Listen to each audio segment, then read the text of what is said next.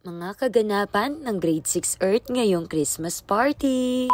Hey! It's me, Bads Veron. It's another day, another ka-vlog-vlogan!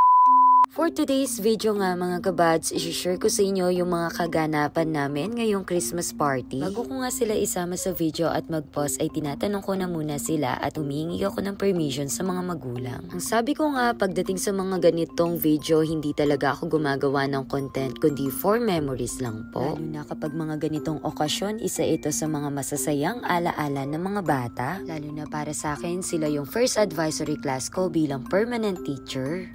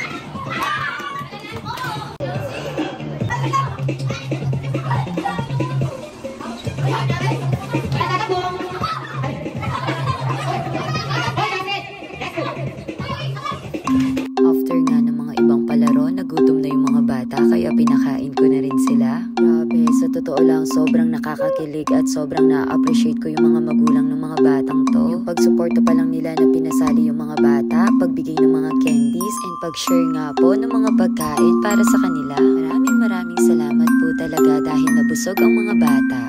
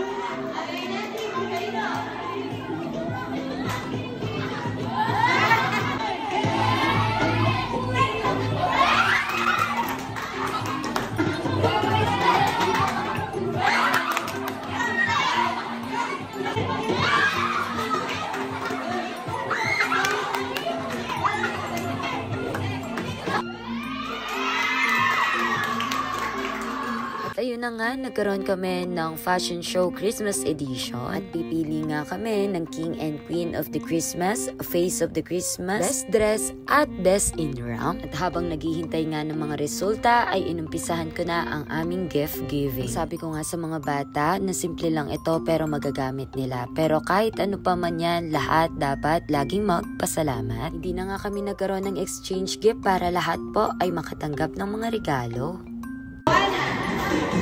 At para nga sa aming last part ay nag-award na rin ako ng mga bata ng aming highlight sa Christmas party.